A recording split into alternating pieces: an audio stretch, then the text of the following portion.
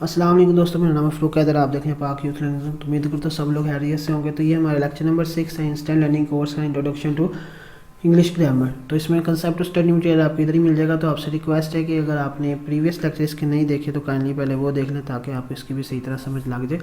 तो इसमें ये भी रिक्वेस्ट करता है चलो कि अगर आपने चैनल को सब्सक्राइब नहीं किया हुआ तो काइंडली इसको सब्सक्राइब कर लें और बेल आइकन के ऊपर क्लिक करें ताकि जैसे नया मैं वीडियो अपलोड करूँ ना उसका नोटिफिकेशन आपको मिल जाए। तो आज हमारा शुरू करने से पहले देखते हैं, हमने प्रीवियस लेक्चर में पढ़ा था कि पार्ट्स ऑफ स्पीच हमने स्टार्ट किए हुए हैं। तो उसमें हमने देखे थे काइंड्स ऑफ प्रोनाउन हमने देखे थे। इधर हम देखेंगे पार्ट्स ऑफ स्पीच में आज हम देखेंगे वर्ब को इसका डिस्कस करेंगे और इसकी क्लासिफिकेशन के बारे में जानेंगे। तो सबसे पहले देख लेते हैं वर्ब क्या था। What is verb? A word that is used to describe an action, state और फीलिंग इज़ कॉल्ड वर्ब। ठीक है, या किसी काम को, किसी हालत को या कि एहसास को, फीलिंग्स को शो करने के लिए जो वर्ड इस्तेमाल होता है उसको हम क्या कहते हैं? वर्ब कहते हैं। इसकी एग्जांपल है मसलन यू गो टू स्कूल, तुम जाओ। वी ईट फूड, हम खाना खाते हैं। We play cricket, hockey and enjoy it. अब एन्जॉय इसमें क्या फीलिंग है? In the examples the italicised यानी ये जो तिरछे टाइप इन्होंने किए हुए हैं ना, यहाँ ये बोल्ड है, ये क्या है? हमारे क्या है? वर्ब्स हैं। मसलन गो है, ईट है, प्ले, एंजॉय, ये हमारे क्या है? वर्ब्स हैं। इनकी क्लासिफिकेशन देख लेते हैं। Verbs may be classified accordingly as their function and in their formation. इनके फंक्शंस के लिहाज से और फॉर्मेशन के लिहाज से इनको ना क्लासीफाई या तकसीम किया गया है काइंड्स में। तो सबसे पहले हम देखेंगे इनके फंक्शन यानी इनके काम के लिहाज से क्या हो सकते हैं। तो सबसे पहले आ जाता है ट्रांजिटिव वर्ब्स। ट्रांजिटिव वर्ब्स क्या होते हैं? These are the verbs which require an object to pass over the action from the subject to the object. इसके लिए क्या होता है, क्या चीज़ ज़रूरी है? एक ऑब्जेक्ट हमें चाहिए जो कि एक क्या नाम है, एक्शन से, एक्शन है ना वो सब्जेक्ट से ऑब्जेक्ट की तरफ जाना चाहिए। ठीक है, मसलन we believe in one God, हम एक खुदा पर, अल्लाह ताला पर यकीन रखते हैं। अब काम हो रहा है यकीन रखने का, कहाँ से? सब्जेक्ट से ऑब्जेक्ट तक। ठीक है, दे बिल्ड अ हाउस, उन्होंने एक घर तामीर किया। तो काम हो रहा है सब्जेक्ट से क्या नाम है, ऑब्जेक्ट तक जा रहा है। दे एन्जॉयड म्यूजिक, ये इन दोनों के दरमियान रिलेशन को ये शो कर रहा है। इन दीज एग्जाम्पल्स ये जो बिलीव, बिल्ड, एन्जॉयड, ये क्या है? ट्रांजिटिव वर्ड्स हैं। ठीक है, नेक्स्ट इसमें आ जाता है इंट्रांजिटिव वर्ब्स। वो क्या होते हैं? These are the verbs which do not require an object to pass over the action. यानी उसमें तो था ना कि जो ऑब्जेक्ट है ना उसका होना ज़रूरी है। इसमें क्या कहते हैं? ऑब्जेक्ट ना भी हो तो काम चल जाएगा। मसलन वो ही डाइड, वो मर गया। वी स्लेप्ट, हम सो गए। वी लाफ्ड एंड क्राइड, हम हंसे और रोए। अब इसमें ऑब्जेक्ट नहीं है, उसमें क्या ऑब्जेक्ट का होना ज़रूरी, वो ऑब्जेक्ट होना ज़रूरी है। इनके लिए ऑब्जेक्ट ज़रूरी नहीं है। हालांकि ये मरना भी काम है, सोना भी काम है, हंसना भी एक वर्ब है। ठीक है, नोट एक नोट देख लेते हैं, ये इंपॉर्टेंट पॉइंट है। A verb, number of verbs can be used as both of kinds. कुछ ऐसे वर्ब भी होते हैं जिनको हम ना ट्रांजिटिव और इंट्रांजिटिव वर्ब भी कहते हैं। इनको सिंपली आप कह लेंगे इसमें हमारे पास ऑब्जेक्ट ना भी हो तो चल जाएगा काम, लेकिन इसमें क्या था, इसमें सच्ची ऑब्जेक्ट होना ज़रूरी है ट्रांजिटिव में, और इंट्रांजिटिव में अगर ऑब्जेक्ट ना भी हो तो काम चल जाता है।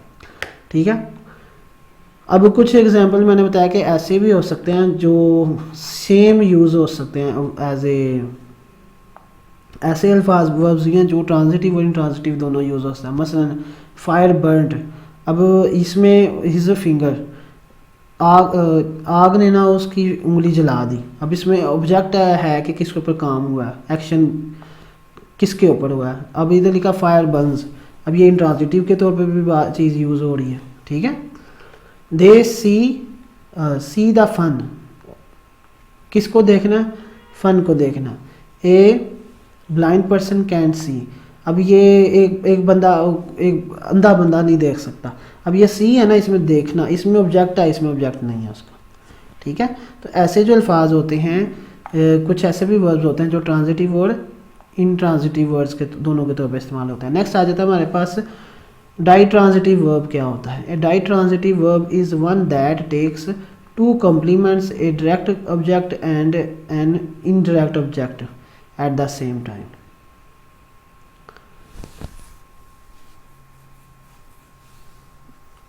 अच्छा, Ali gave Hina a book.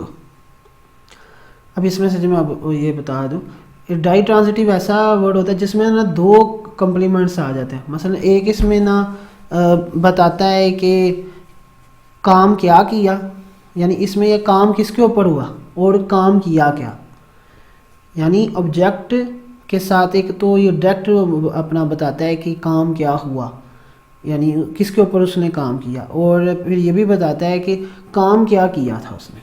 मसलन अली गेव हिना, अली ने हिना को दी, अली ने हिना को दिया, और क्या दिया, अ बुक, ठीक है, एक किताब दी, अली ने हिना को एक किताब दी। अब the teacher asked Ali, teacher ने अली को पूछा। अब ये भी एक हो गया ना सेंटेंस, लेकिन इसमें डाई ट्रांजिटिव वर्ड ये बता रहा है कि क्या पूछा, सवाल पूछा, ठीक है।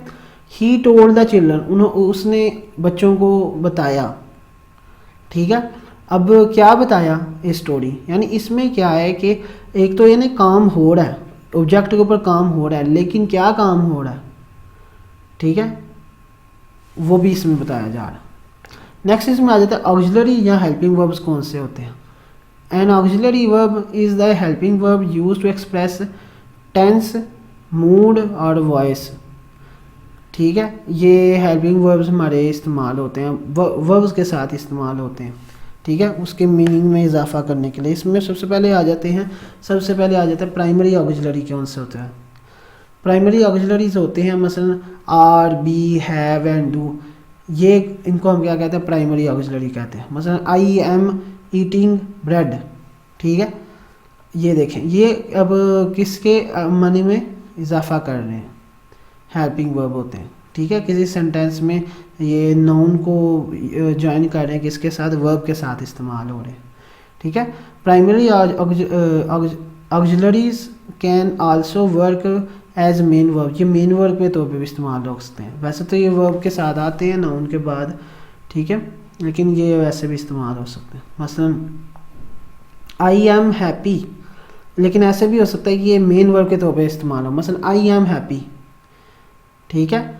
To see these names included, I have a new life, अब ये इसमें क्या है, ये आई एम है, हैव है, वी डू थिंग्स, ये क्या है हमारे पास, ये प्राइमरी ऑक्सिलरीज हैं, ठीक है, ये मेन वर्ब के तौर पे इस्तेमाल हुए इधर। बाद में इसमें ऑक्सिलरी में आ जाता है मॉडल ऑक्सिलरीज कौन से होते हैं, मसलन will, shall, may, might, can, could, must, ought, ये सारे किस में आ जाते हैं, मॉडल ऑक्सिलरीज में आ जाते हैं, ठीक है। आई शैल ईट ब्रेड, ठीक है, मुझे ज़रूर खाना चाहिए खाना।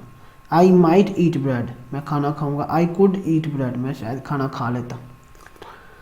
नेक्स्ट इसमें आ जाता है हमारे पास इनफाइनाइट इन्फिनिटिव वर्ब। तो इन्फिनिटिव वर्ब क्या होता है, is the base form the verb.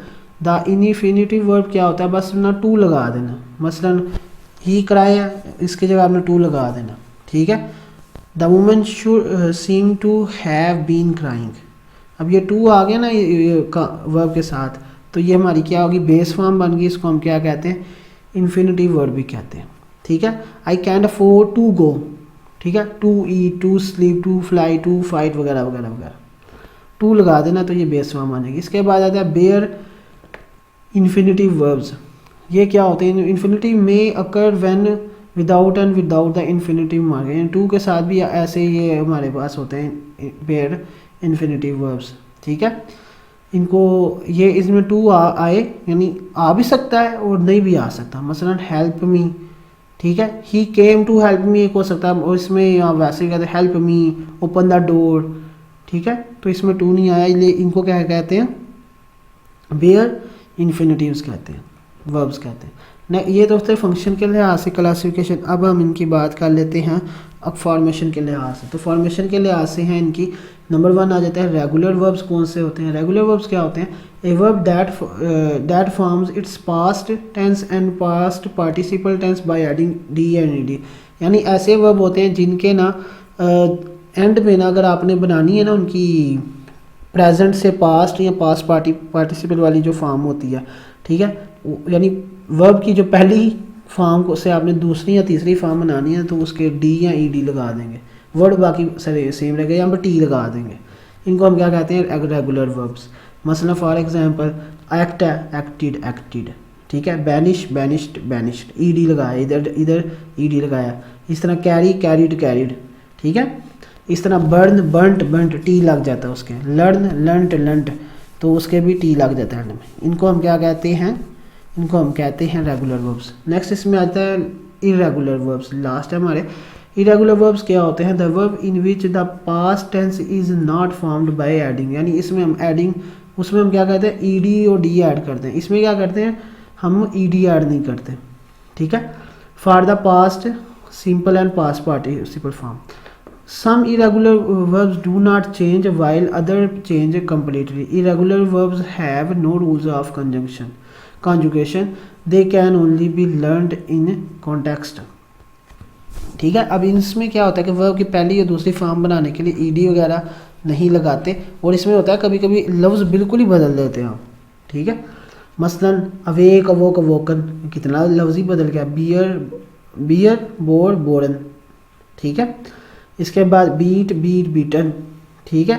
अब इनके स्पेलिंग से में, लेकिन पढ़ने में थोड़ा फ़र्क आया था, मतलब रीड रेड, ठीक है, रीड रेड रेड। इसके बाद कैच काट काट, फ्ली फ्लड फ्लड। इसके बाद हाइड हाइड हिडन, ठीक है, मीट मेट मेट। ये क्या हमारे पास इरेगुलर वर्ब्स हैं। तो यही था इस लेक्चर में। इंशाल्लाह नेक्स्ट लेक्चर में हमने इसका दूसरा पार्ट्स ऑफ स्पीच देखेंगे, नेक्स्ट वाला। तो मिलते हैं नेक्स्ट लेक्चर में, ख्याल रखिएगा और अल्लाह हाफिज़।